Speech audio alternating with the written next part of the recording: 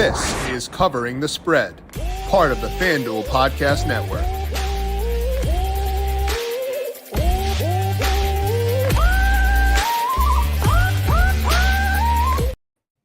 We have got a fantastic Week 6 slate coming up in the NFL. We have got the Lions at the Cowboys. We have got the Commanders at the Ravens. Big test there for Jaden Daniels and Lamar Jackson. Also the Bills, the Jets on Monday Night Football. Here to break down those games and his best bets across Week 6 in the NFL is Dubbs Anderson of FanDuel TV. We're going to pick his brain on those key matchups and get his best bets for week number 6. This is Covering the Spread, a FanDuel Research podcast. My name is JimSannes. I am a managing editor for FanDuel Research, joined here as mentioned by Dubbs Anderson. Check him out on X at mrdubbsie. Find his work on FanDuel TV, where he is live from noon to 2 Eastern every weekday with Megan Payton as well over there. Dubbs, happy Week 6 to you. How you doing today?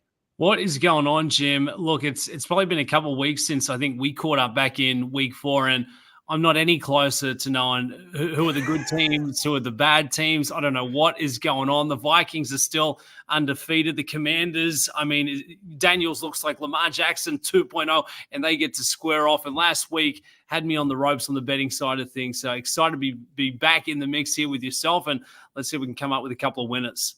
I'm hoping so, and it should be a pretty fun card, as mentioned. We're going to go through those 3 big games we alluded to earlier on, and then just get Dubbs' favorite bets of this week, and also talk some teams that are, like you said, kind of on the ropes for this week and seeing if they can get wins in what are effectively already must-win spots for week number 6. We'll dive into all that here in just 1 second. But first, as a reminder, make sure you're subscribed to the Covering the Spread podcast feed wherever you get your podcasts. Our breakdown of a loaded college football slate is already posted. Had Dr. Ed Feng on to pick his brain on Ohio State at Oregon. We talk LSU, Ole Miss, and of course, Texas, Oklahoma as well. That show up on the Covering the Spread podcast feed alongside this new FanDuel football betting YouTube page. Tomorrow, 10 a.m. Eastern, we live with Annie Nader of FanDuel Research, getting her best player props for week number 6 as well. Make sure you're subscribed to the new FanDuel football betting YouTube page to get notifications as we go live. And if you like what you hear, leave us a thumbs up over on the YouTube side of things as well. We appreciate you watching on that side of things as always. Get ready to tackle the NFL action with FanDuel, America's #1 sportsbook, because right now new customers can bet $5 and get $300 in bonus bets if you win. The FanDuel Sportsbook app gives you everything you need to place live bets on the NFL all in one place. So when you get a hunch in the middle of the game, you can check out the latest stats, view live play-by-play, and so much more on the same page where you place your bets. You'll get started with $300 in bonus bets if your first $5 bet wins. Never waste a hunch and make every moment more with FanDuel, an official sportsbook partner of the NFL. Must be 21 plus and present in select states, or 18 plus and present in DC. First online real money wager only, $5 first deposit required. Bonus issued as non-withdrawable bonus bets, which expire 7 days after receipt. Restrictions apply. See terms at sportsbook.fanduel.com. Gambling problem? Call 1-800-GAMBLER or visit FanDuel.com/RG in Arizona, Colorado, DC, Iowa, Indiana, Kansas, Kentucky, Louisiana, Michigan, New Jersey, North Carolina, Ohio, Pennsylvania, Illinois, Tennessee, Vermont, Virginia, West Virginia, and Wyoming. Call 1-888-789-7777 or visit ccpg.org/Jack, Connecticut. Visit MDGamblingHealth.org in Maryland. Hope is here. Visit gamblinghelplinema.org or call 800-327-5050 for 24/7 support in Massachusetts, or call 1-877-8-HOPE-NY or text HOPE-NY in New York. Now, Dubbs, before we dive into these premier Week 6 matchups, I want to talk about a couple of teams that are basically in must-win spots, in the Bengals and the Browns. They got to win this week because they are already 1-4, and 1-5 may be insurmountable. So do you see any teams in that kind of spot turning things around and making a run towards the playoffs, or are we already calling it quits for the 2024 season? It is getting late early in Cleveland and Cincinnati, but if there was a team, I guess I'd lean towards, it's probably going to be the Bengals, and a lot of that, I guess, is biased to what we expect Joe Burrow, this offense, and Zach Taylor to really come up with, but really underwhelming. And, last week was a real rally spot for him. It felt like the kitchen sink, everything, whatever it takes to get that win and keep that season alive. It didn't work in favor, so that can be really deflating for a side who just hasn't found a lot of confidence early in the year here. And they're going against the Giants at home in their building over there at MetLife, who looked pretty good last week. I was actually blown away by how good the Giants look. I guess on the flip side, for me, Jim, is I'm not big on the Browns at all. I think Philly are not great, but I mean, Deshaun Watson, whatever reason that he chose to walk off the field where there were too many players, he just doesn't look like he wants to be out there. For the Browns, it doesn't look like they're buying in. The locker room looks like a mess. They can't get the run game going. I really think this season is done. It may be time to move on at the quarterback position, cut your losses. I know they've taken a big chunk of change off the books towards Deshaun Watson, but I think the Browns are a mess. The Bengals, just based on their schedule and that class that I'm banking on to turn back up, that's the team I'd be looking at who could possibly turn their season around. Yeah, we talked about the Bengals back on Tuesday on the show there, and looking ahead at their schedule, it's not that bad. So I couldn't quite talk myself into a playoff bet for them, but I do like their win total right now at FanDuel Sportsbook. 8.5 over was plus 110 back on Tuesday, still plus 110 right now. But Dubs, I think that if I want to buy into Cincinnati, that's my preferred route for doing so, just because I don't need them to make the playoffs. Like, they could miss the playoffs as a 9-win team and I could still cash this bet. So that's the route I wound up taking, because kind of like you were saying, with Joe Burrow playing the way he's playing, they're going to be competitive in every game, even if they don't win, just because like that offense is too good for them to ever really be out of things.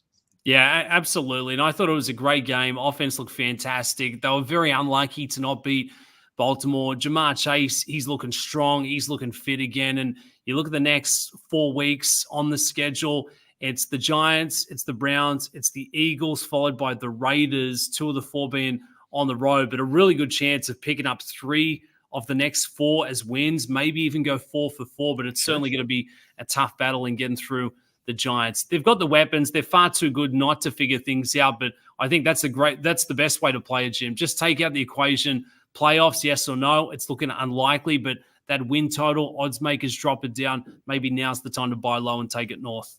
Yeah, my preseason projections have for them that get them to 8.3. And if they've played well enough, I think it boosts that up a little bit. And some of their teams on the schedule, the Browns being twice in there, have looked a bit worse too. So I don't mind the Bengals. If you want to buy in, that's the route I use for doing so. Now, you talked about that game last week between the Bengals and the Ravens.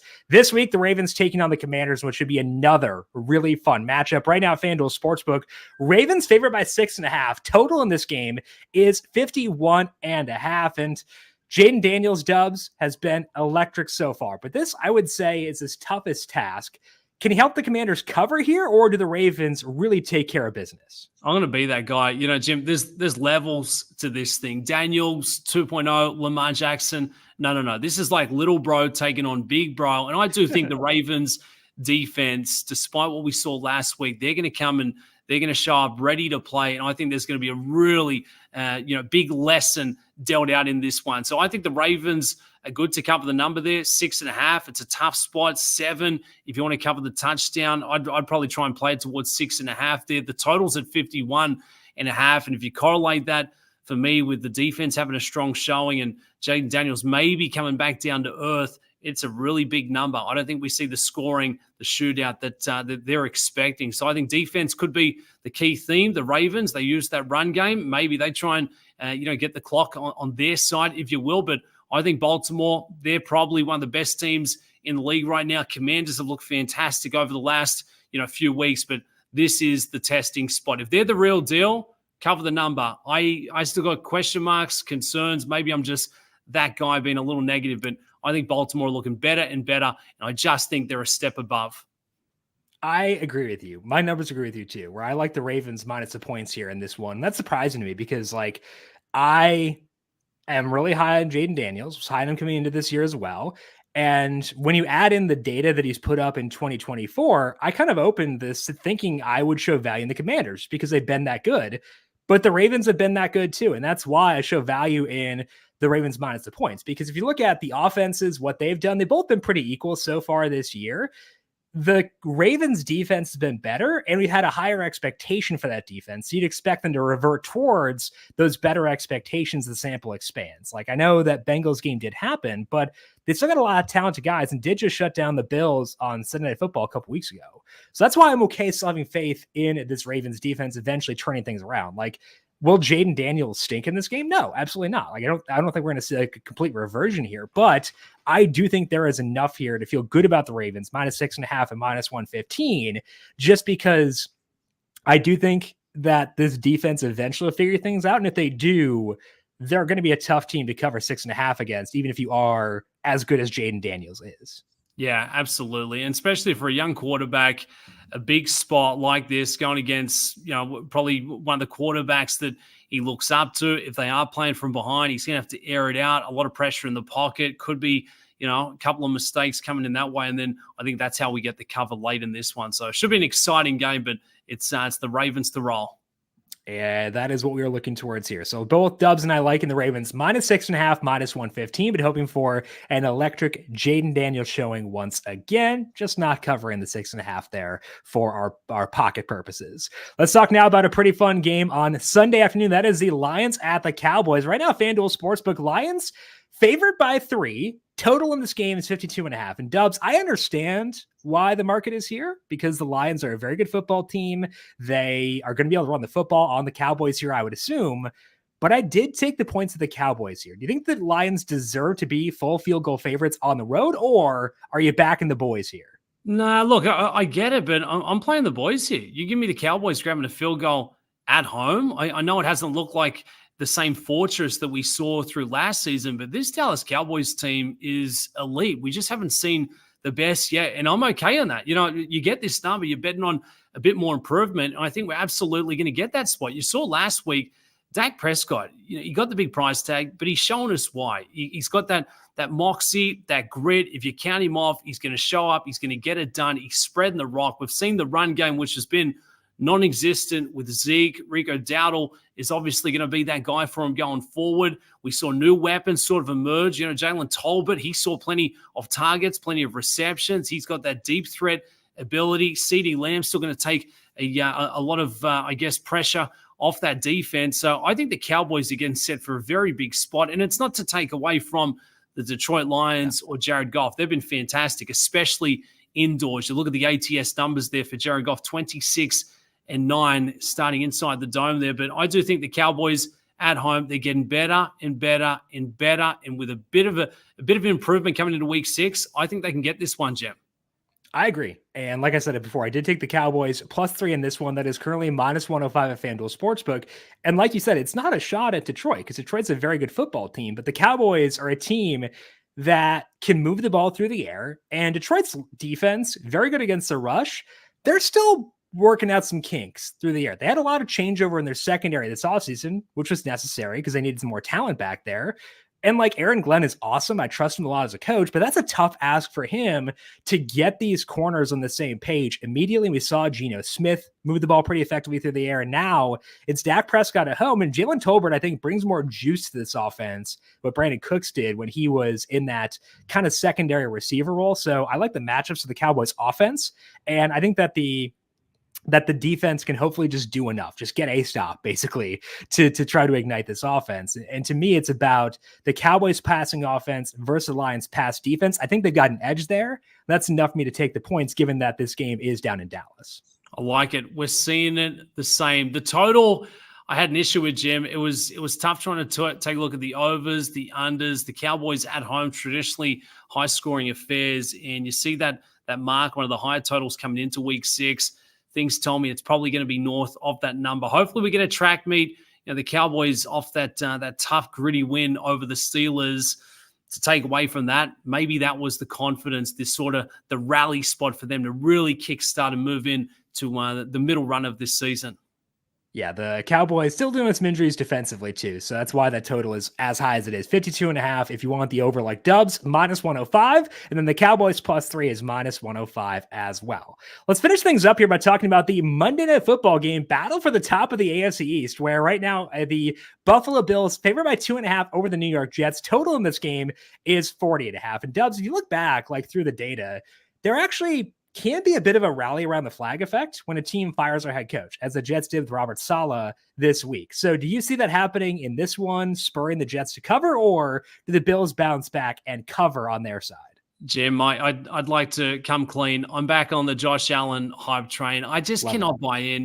The Jets, maybe it's Aaron Rodgers, maybe it's the way the whole thing played out, but they're an absolute mess. And you are what your record tells us you are. They're a 2-3 team for a very good reason. He was giving up the interceptions last week. That was the same offense putting up 9 points the week prior against the Denver Broncos. Robert Saleh really didn't have a lot to do with the offensive side of the ball. I guess the big mail coming across today is there will be a new play caller. It's not going to be Hackett. So what does that really mean? Is that going to be the spark? But again, when I look at Monday Night Football, it's not so much about the Jets and are they just going to come up with something drastically different.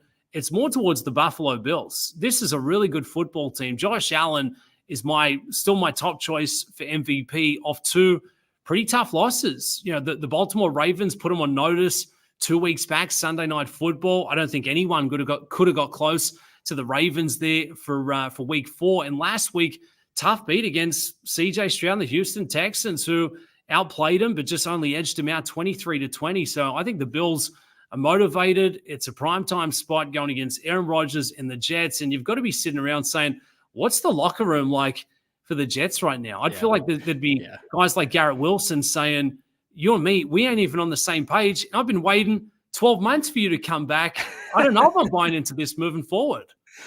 Poor Garrett Wilson, man. Like, the guy just can't catch a break. Goes from Zach Wilson to, they've had a bunch of guys in there, or Mike White at times. Like, it's been Joe Flacco is like the one guy who's kind of unlocked Garrett Wilson in the past. Like last week, he had a productive game, but he also had 22 targets. Like, no, that's not true. I would say I could be productive on 22 targets. I might need 222, but eventually we could get there if the number's big enough. And it just hasn't really clicked quite yet. Big injuries to watch the Bills side of things. James Cook didn't practice Thursday, nor did Khalil Shakir. So keep close eyes on those two things. Those guys are difference makers for that offense. I mentioned the play calling change for the Jets. Todd Downing taking over for Nathaniel Hackett at OC. Well, not at OC, but play calling duties for the Jets. And if you're the offensive coordinator who's not calling plays, Dubs, can you tell me exactly what he's doing there? I can't, Jim. And again, what do the metrics tell us about cohesion and good vibes in the locker room? I just feel like everything is off and it only gets worse. And then Devontae Adams, lingering in the background. It's tough. You've got a championship window. The window's open right here, right now. But, I guess 99% of the time I'm trying to play towards a good team and not a team of good players. I think there's a big difference between the two. It's tough to come to work when your workplace culture stinks. And it kind of seems like the Jets might be in that kind of arena right now. Okay. So Dubs is looking at the Bills -2.5, -112 over at FanDuel Sportsbook. Okay, Dubs, taking the reins off now. Open up the board for you at FanDuel Sportsbook. What other bets do you like for week number 6? Just doing the shoulders there, Jim. Right. I'm getting loose. Get loose. This is a big one. No, I've only got a couple of plays outside of what we've gone over here. Texans over the Patriots. The Patriots announcing Drake May to take over starting quarterback duties. It doesn't matter if it's Jacoby Brissett, Drake May, that O-line, no protection. They're terrible. Give me the Texans, CJ Stroud. They're looking better and better to cover the touchdown. I like the Bucs. Again, bit of a play against another young quarterback. Spencer Rattler going to take over duties for Derek Carr in the Saints. They look strong until Carr left that game on Monday night. For the Bucs, wake-up call, bounce-back spot. It's Baker Mayfield. It's big bad Mike Evans. They're playing some really good football, and we've just got to cover that dodgy line of 3.5. But I certainly think the Bucs come up and put up plenty of points. And the Jags over in London taking on the Bears, rookie quarterback. I guess, the coaching personnel not so well suited and traveling across the pond. I like the Jags. Trevor Lawrence for another big spot, 230 passing yards. It looked like maybe they found a little something last week there. Am I buying in on the Jags? No, I'm just buying in on Trevor Lawrence, airing it out over 230 passing yards with a couple of those young weapons like Brian Thomas, who are starting to find their level. Yeah, the Jags might be getting Evan Engram back this week too, which is certainly out their passing offense, which has had its issues for sure, but getting one more legit target earner in there would not be a bad thing. So Dubs on the Jags +1.5, the Bucs -3.5, and the Texans -6.5 as well. That is all that we have here for today on Covering the Spread. Want to give a big thank you once again to Dubs Anderson. Check him out on X at mrdubbsie. Find his work on FanDuel TV, noon to 2 Eastern, FanDuel TV with Megan Payton, breaking down all things you got to note over there. Dubs, appreciate the time. Good luck to you in week 6, and we'll talk to you again soon. As always, Jim, appreciate it. Let's go. Looking forward to it. Again, find Dubs on X and mrdubbsie. I am on X at JimSannes. You can find FanDuel Research on X at FanDuel Research. Tomorrow, 10 a.m. Eastern, on this new FanDuel football betting YouTube page, talking to Annie Nader about her top player props for week 6 at FanDuel Sportsbook. Our DFS show already posted along with the college football preview as well. Want to thank our YouTube producer, Justin Lane, for his work on the video side of things. Thank you, Justin. And thanks to all of you for tuning in. Good luck with Thursday Night Football. Enjoy that one as well. We'll talk to you once again tomorrow to break down top props for week 6. This has been Covering the Spread, a FanDuel Research podcast.